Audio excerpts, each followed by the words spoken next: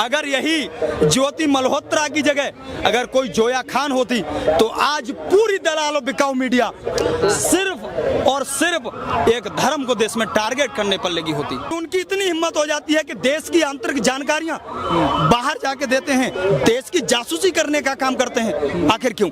हमारे देश का इंटेलिजेंस इनपुट और विदेश मंत्रालय में बैठे लोग आखिर क्या कर रहे हैं? वो क्या वहाँ बैगन छीनने का काम कर रहे हैं? ऐसे गद्दारों का वीजा जारी करा दिया जाता है? अगर ये जासूस है तो इसको विदेश मंत्रालय ने वीजा जारी कैसे करा दिया? इसके जिम्मेदार क्या जवाहरलाल नेहरू हैं या इंदिरा गांधी हैं? एनएसए की कार्रवाई उनके खिलाफ करनी चाहिए।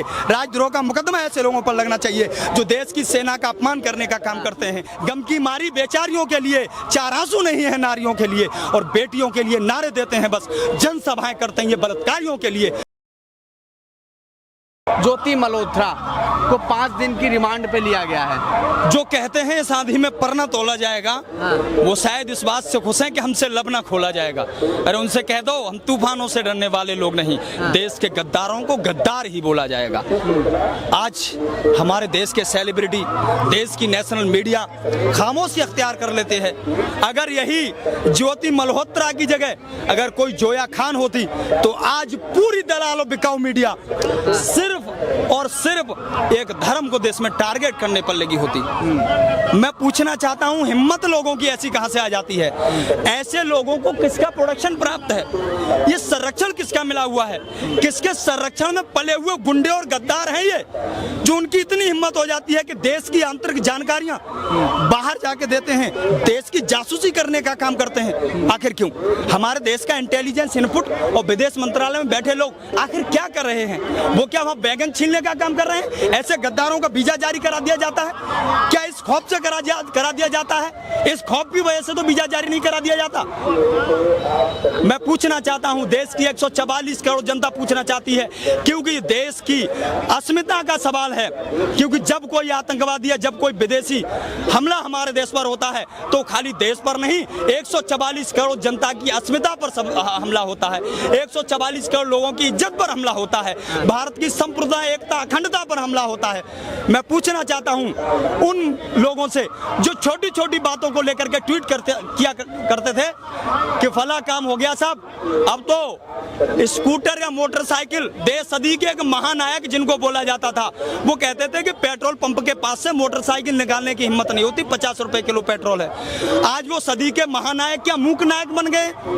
देश के बड़े बड़े सेलिब्रिटी इन बातों पर नहीं बोल रहे कि ऐसे जासूसों को विदेश मंत्रालय में बैठे हुए लोग वीजा कैसे जारी कर देते हैं? बीजेपी ने जेल में तो भिजवा दिया, आप एडिटिंग फोटो दिखा रहे हैं। मैं तो ये कह रहा हूँ, फोटो एडिटिंग है ये। आज तक के फोटो है ये, देख लीजिए, आज तक लिखा हुआ है और आज तक के चैनल से मैंने इसका स्क्रीनशॉट लिया है। आज तक ने इसको दिखाया है कि ये महिला जो ज्योति मल्होत्रा है, इसने जासूसी करने का काम किया है। पूछता है भारत के, अगर ये जासूस है तो इसको विदेश मंत्रालय ने वीजा जारी कैसे करा दिया? सवाल पूछता हूं मैं। तो भैया पहले थोड़ी पता था उनको, विदेश मंत्रालय को? अच्छा, उनको पता नहीं है। ये आपको पता है, देश के ऐसे लोगों को सरकार का संरक्षण मिला हुआ होता है। ये संरक्षण में पले हुए लोग हैं, ये सरकार के संरक्षण में पले हुए लोग नहीं होते।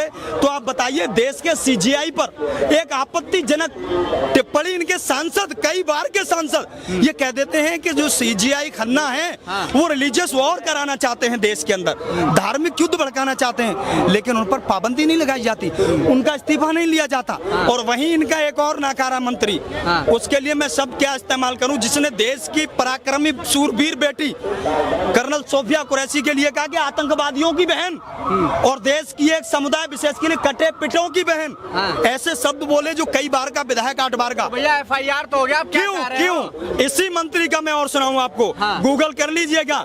जो बिकाऊ मीडिया है वो पूरा ज्ञान लेके नहीं आती है। इसी विजय शाह मंत्री ने, जब शिवराज सिंह चौहान मुख्यमंत्री हुआ करते थे, तो इसी विजय शाह ने कह दिया था एक बार उनकी धर्मपत्नी से कि हर वक्त आप मुख्यमंत्री जी के साथ घूमती हैं, कभी अपनी देवरों के लिए भी टाइम निकाल लिया करो। जो एक निंदनीय बयान था, जो एक महिला की इज्जत का पर हमला था, तो फौरन उसका इस्तीफा ले लिया गया। वो इस्तीफा इसलिए लिया गया क्योंकि भाजपा मुख्यमंत्री की पत्नी पर हमला था। आज देश की एक मुसलमान जांबाज बेटी पर हमला किया, इसलिए इस्तीफा नहीं लिया जाता। पूछता है भारत क्यों नहीं लिया जाता इस्तीफा? कौन इस्तीफा लेने आएगा? इसके जिम्मेदार क्या के जवाहरलाल नेहरू हैं या इंदिरा गांधी हैं जो इस्तीफा मांगेंगे आकर के? इस्तीफा की क्या जरूरत है, FIR तो हो गया। अच्छा, अब क्या चाह रहे हैं? आपके तो संरक्षण है, सरकार में बैठे हुए हैं, मंत्री की कुर्सी को सुशोभित कर रहे हैं, पुलिस की इतनी दम है कि उनके खिलाफ एक तगड़ी FIR लिख लें, उनको मंत्री जी श्रीमानो माननीय करके ऐसे 2 कौड़ी के टुच्चे आदमी को माननीय लिखा जाता है। आप कह रहे हो कि FIR हो गया, ये सड़ी गली FIR, गटर की भाषा, और FIR इतनी सुशोभित, FIR भी इतनी तगड़ी होनी चाहिए। NSA की कार्रवाई उनके खिलाफ करनी चाहिए, राजद्रोह का मुकदमा ऐसे लोगों पर लगना चाहिए जो देश की सेना का अपमान करने का काम करते हैं, देश की बेटियों का अपमान करने का काम करते हैं। जहां एक और भाजपा कहती है बड़े बेटियां, बेटी बचाओ बेटी पढ़ाओ, लेकिन नहीं, इनका कहने का कुछ और है। गम की मारी बेचारियों के लिए 4 आंसू नहीं है नारियों के लिए, और बेटियों के लिए नारे देते हैं, बस जनसभाएं करते हैं ये बलात्कारियों के लिए।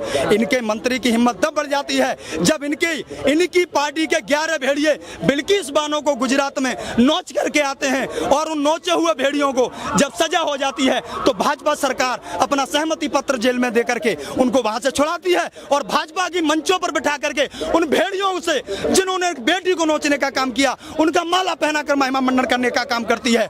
थूकता है भारत ऐसे लोगों पर, थूकता है भारत। अच्छा,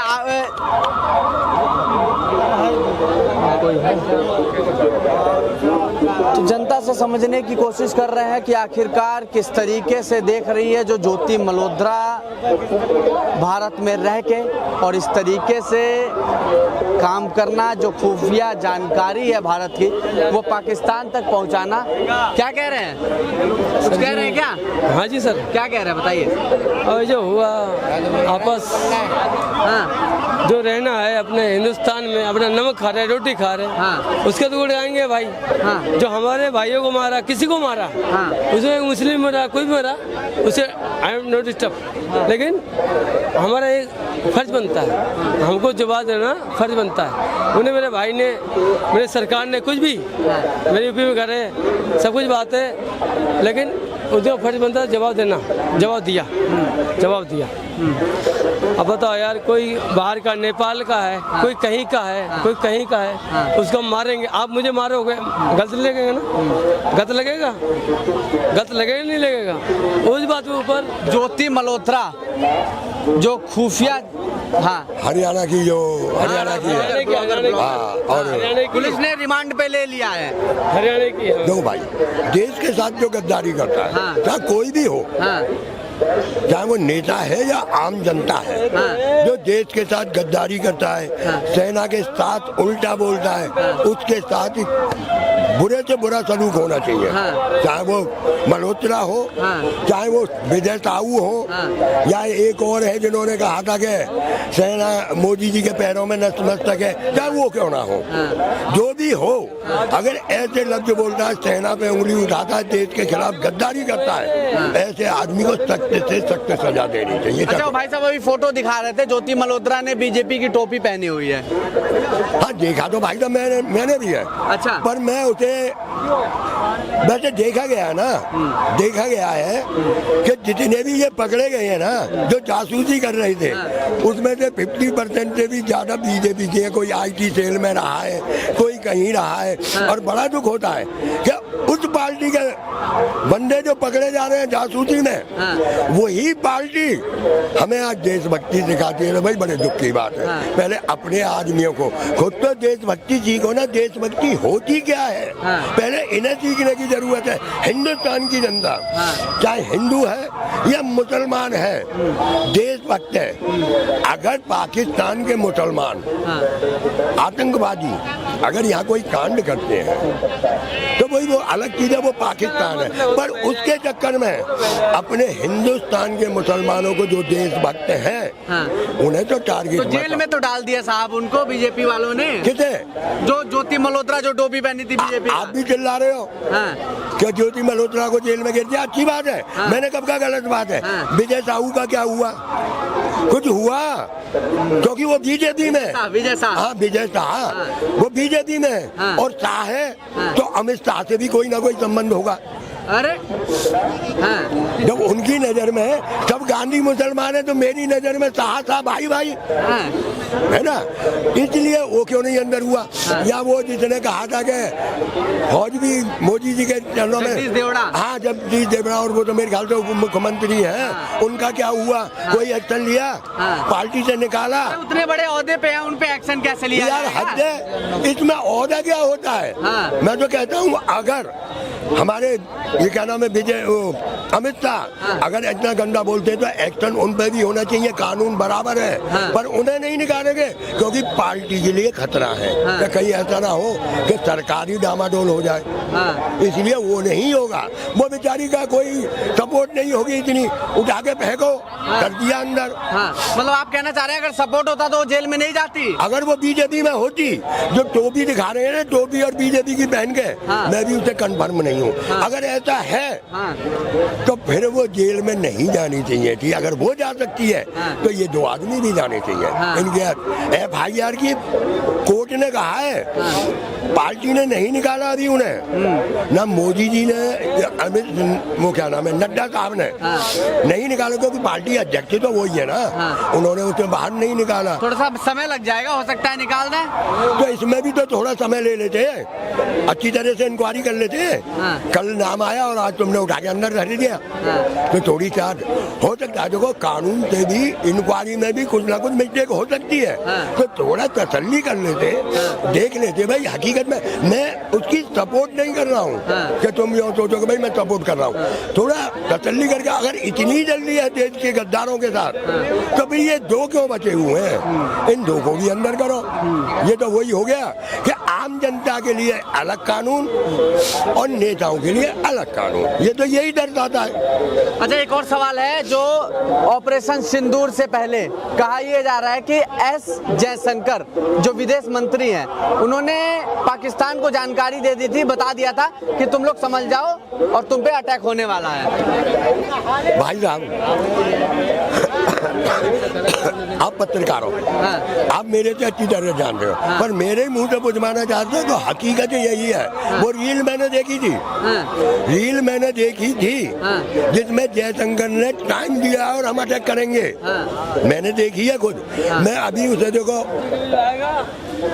हकीकत है या नहीं है, पर है हकीकत वो, जहाँ तक 99% सच है वो। तो मैं ये समझना चाह रहा हूँ, यही कहना चाह रहा हूँ कि इन्होंने अटैक किया, तो जब इन्होंने टाइम दे रखा था तो वहाँ के आतंकवादी बैठे हुए थे कि यहाँ बम गिरेगा, वो तो निकल गए होंगे, जबकि पहले ही टाइम था और एकदम टाइमिंग फिक्स थी, बिल्कुल उसी टाइम पे हुआ। तो ऐसा हमारे विदेश मंत्री जब आतंकवादी कर सकते हैं सचेत, तो भाई कितने मरे, क्या बिल्डिंग ही टूटी, ये तो भगवान जानता है। अच्छा जनता ये समझना चाह रही है, जनता को ये लग रहा है कि पाकिस्तान को पहले इल्तिया कर दिया तो पाकिस्तान इससे डर गई होगी। भाई साहब डर गई होगी, हाँ, ये आक्रमण करने वाले हैं। अच्छा हाँ, तो उससे तो ज्यादा वो जो है ना आतंकवादी, वो सचेत हो गए होंगे क्या अटैक होने वाला है। हकीकत में तो मैं बताऊं ना, आप ध्यान रखना, कंधार का जब कांड हुआ था ना, याद है आपको? नहीं मुझे नहीं पता कंधार का कांड। बनने का किससे गम नहीं है। कंधार में एक हाई जैक किया था प्लेन, और ये हाफिज जो है, जो पाकिस्तान का सबसे बड़ा आतंकवादी था, ये जेल में बंद था तिहाड़ में। इसके ही लिए हमारे उसके के गृह मंत्री, वो क्या नाम है, शाहिद अनवर थे, क्या नाम था, मेरा नाम याद नहीं है, उनकी बेटी का अपहरण किया गया था, और वो बेटी को बचाने के लिए, एक उसकी गृह मंत्री की बेटी को बचाने के लिए, और वो आतंकवादी छोड़ दिया, टेररिस्ट छोड़ दिया। उसी टाइम से ये कांड बढ़ गया। अगर उसी टाइम एक कुर्बानी देके और उस आतंकवादी को मार दिया जाता ना, तो शायद इतने खराब हालत आज हिंदुस्तान के अंदर नहीं होते जो हो रहे हैं। इन लोगों ने क्या समझ रखा है कि सिर्फ कोई भी बुराई है कांग्रेस पे फेंक दो, नेहरू जी पे फेंको, कि 70 साल का कचरा है, 60 साल का कचरा है। अरे तो भाई वो कचरा तो छोड़ो, कचरा समझा जभी तो इस पार्टी को 53-55 साल राज करने के बाद इस कचरा को लोग बागों ने हटा दिया। भाई तुम्हारी नजर में मैं कचरा नहीं कहता, पर लोग बागों की नजरों में कचरा दी, हटा दी। अब तुम क्या कर रहे हो, तुम तो उससे भी ज्यादा कचरा फैला रहे हो। एक तरफ अटैक कर रहे हो, एक तरफ आतंकवादियों को सचेत कर रहे हो कि फलाने दिन फलाने टाइम पे आक्रमण होगा। तो ये तुम कर क्या रहे हो? देश के साथ गद्दारी तो तुम ही लोग कर रहे वो हो। डराने की कोशिश कर रहे हो साहब पाकिस्तान को, कहाँ सचेत कर रहे होंगे? अब पाकिस्तान कितना डरा है हाँ ये तो मैं कह नहीं सकता। हाँ वैसे तो पाकिस्तान तबाह हो चुका, हाँ तबाह हो गया। हाँ जी न्यूज उठा लो, आज तक उठा लो, आर भारत उठा लो, और कोई न्यूज उठा लो। अब तो इस्लामाबाद, लाहौर, रावलपिंडी ये सब हिंदुस्तान में। अब तो हम बिना पासपोर्ट के जाएंगे। अब आप जमीन खरीदेंगे? जमीन खरीदेंगे जब वो हिंदुस्तान में आ गए, हाँ। क्योंकि मिला दिए वो तो खत्म कर दिए। हाँ। अब तो उन पर हिंदुस्तान का कब्जा है। हाँ। और ये हकीकत में आप जानते हो कि कितना कब्जा है। अभी पाकिस्तान जैसा देश, इतना सा देश है यूपी के बराबर, अगर हिंदुस्तान की आधी सी जनता अगर उधर करके पेशाब करने लगे ना, पाकिस्तान साले का पता नहीं लगेगा कहाँ गया। आज भी उसका मंत्री धमकी दे रहा है कि अगर हमारा पानी रोक दिया हम भूखे प्यासे मरेंगे, छोड़ेंगे इंडिया को भी नहीं। तो उनके पास बताओ। परमाणु बम है भैया, परमाणु बम है, उड़ा देंगे वो। है? परमाणु तो हम पे भी है। हाँ। हम क्या बिना परमाणु के बैठे हैं? हाँ। पर हमारे यहाँ है ना, हमारे यहाँ कीटाणु बम ज्यादा है। अच्छा कीटाणु बम है ज्यादा, हाँ। जो गलत बात को भी है ना सही साबित करने में लगे रहते हैं। हाँ। सरकार की गलती नहीं निकाल सकते, क्योंकि इन्होंने कसम खाई है, मोदी जी ने और इन्होंने कसम खाई है कि देश जब तक बर्बाद नहीं हो जाएगा ना हम जाएंगे और ना ये हमारी पार्टी के चेले जाएंगे। कैसे बात कर रहे हैं? मोदी जी विश्व गुरु है अंकल। विश्व गुरु, हाँ। अगर विश्व गुरु होते यूक्रेन हाँ। और रसिया की बाढ़ रुकवा सकते हैं, हाँ। हिंदुस्तान की क्यों नहीं रुकवाई? तो रुकवा तो दिया, सीज फायर वो भी चीज बाहर किसने करवाया? हाँ। जो बैठे हैं चौधरी कैंप, जो कहते हैं इनके खास दोस्त हैं, हाँ। वो क्या कहते हैं लगोटिया फ्रेंड या अंडरवियर फ्रेंड, हाँ। वो आए बीच में जब रुकवाया, जब भी उन्होंने धमकी दी, हाँ। कैंप ने धमकी दी कि व्यापार बंद हो जाएगा, हाँ। ये हो जाएगा, निकल गई हवा विश्व गुरु की। विश्व गुरु थे तो सीना ठोक के कहते।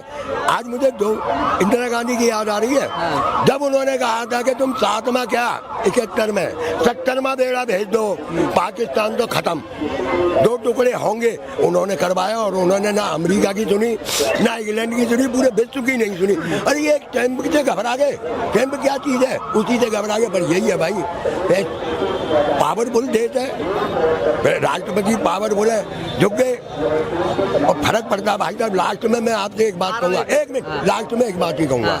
हमारी देश की प्रधानमंत्री थी इंदिरा गांधी ने, उन्होंने कहा था कि मेरे खून का एक एक कतरा देश के काम आएगा। अच्छा याद है? सर तुम्हें याद नहीं होगा, बहुत नहीं, मैंने सुना है ना, देश के खून का एक एक कतरा देश के काम आएगा। और एक हमारे बढ़िया प्रधानमंत्री जो कहते हैं हमारा क्या है, हमारा तो झोला झोला लेके भाग जाएंगे। हमने गलती की, हमने गलती की, देश की जनता ने गलती की, एक झोले वाले को मैं प्रधानमंत्री आपका बना बात दिया। काट रहा हूँ, आप इनसे सहमत है भैया? मुझे नहीं पता भैया। नहीं पता है। अच्छा मैं आपसे सवाल कर रहा हूँ, आप कह रहे हैं कि प्रधानमंत्री जी झोला उठा के भाग जाएंगे। बोले मैं क्या कर- हाँ प्रधानमंत्री बोले, मैं को अपने मुंह से थोड़ी बोल रहा हूँ, उन्होंने बोला जब ही तो मैं बोला हूँ कि हमसे झोला उठा के भाग जाएंगे। जब हमारे देश का गलत सुना है आपने। अरे ये भी तो था, मोदी है तो मुमकिन है, ये भी तो मुमकिन तो है। अरे भाई मैं बताता हूँ क्या क्या पाकिस्तान मुमकिन है। तो अरे मैं कहता हूँ मुमकिन क्या है। हाँ। इस देश में भ्रष्टाचार मुमकिन है, महंगाई मुमकिन है, बेरोजगारी मुमकिन है। भाइयों बहनों, इस देश में सब कुछ मुमकिन है जब तक हम रहेंगे, जनता आपस में प्यार से रहेगी और उद्योगपति माला माल होते रहेंगे, जनता बैंकों में लुटती रहेगी, सुविधा शुल्क के नाम पे चलता रहेगा मामला, और हम सरकारी खर्चे पे अमेरिका में गर्मियों में छुट्टी मनाने जाते रहेंगे। धन्यवाद। कहाँ कहाँ कहाँ मोदी जी ने गलत बोल दिया भैया? महंगाई कहाँ है, बेरोजगारी कहाँ है देश में? अरे 28% जीएसटी इस समय इस देश में चल रही है। जीएसटी नहीं रहेगी तो देश का विकास कैसे होगा भैया? अरे विकास तो करो भाइयों बहनों, लेकिन दायरे में रहकर करो। सोना 1 लाख रुपए बिक रहा है, जीएसटी 3% चल रही है। तुम दाढ़ी खुजा रहे हो, जिससे ब्लेड से बाल बनाते हो 28% GST है। शिक्षा पे GST। तो भैया टैक्स तो रहेगा ही, कह तो रहा हूँ देश का विकास एक चाहिए। बात बता, 28 टैक्स तो देना है। तू 50,000 कमा रहा है तो 40,000 टैक्स में दे दे, दे दे, देश का विकास हो जाएगा ना। दे दे 28,000, 40,000 में 30,000 डाल दे उसमें। भाई जायज, हर चीज जायज होनी चाहिए। ये नहीं कि तुम बढ़ाते जाओ बढ़ाते जाओ बढ़ाते जाओ। जब तुम अपना सारा सैलरी महंगाई भत्ता जोड़ जोड़ के मालामाल हो जाओगे, यहाँ की ये हमारा देश जब गरीब जनता ही गरीब रहेगी तो हमारा देश विकसित, सिर्फ यहाँ दो ही चीज विकसित हो सकती है, या तो सरकार विकसित हो सकती है या उद्योगपति विकसित हो सकता है। देश की जनता कभी विकसित नहीं हो सकती, ये मैं गारंटी ले रहा हूँ। और दूसरी बात, जब तक ये महंगाई का स्लैब बढ़ा करके अपना माल भरते रहेंगे और अपने दोस्तों का कर्जा माफ करते रहेंगे तो ये देश कभी विकसित नहीं हो सकता। वैसे ये चीज ये सही कह रहे हैं, उद्योगपति का कर्जा माफ कर देते हैं। और एक हमारा अडानी जो था टॉप 10 की लिस्ट से भी बाहर था बिल्कुल। अच्छा। सारी चीजें मोदी जी की सरकार आने के बाद वो टॉप 10 के अंदर आ चुका है। टॉप 10 रिचेस्ट पर्सन में इंडिया के। अब कहाँ से आया, किस तरीके से सारे कर्जे माफ कर दिए। जो भी उसका फंड था, मतलब कि जो भी प्रोजेक्ट है वो सारे अडानी को देते चले गए। गुजरात में भी सस्ती जमीन दे दी जो टाटा को 1100 स्क्वायर फीट में दी है, वो आपको अडानी को दिया 400 450 स्क्वायर फीट पे। ये इस तरीके से दिए है ना।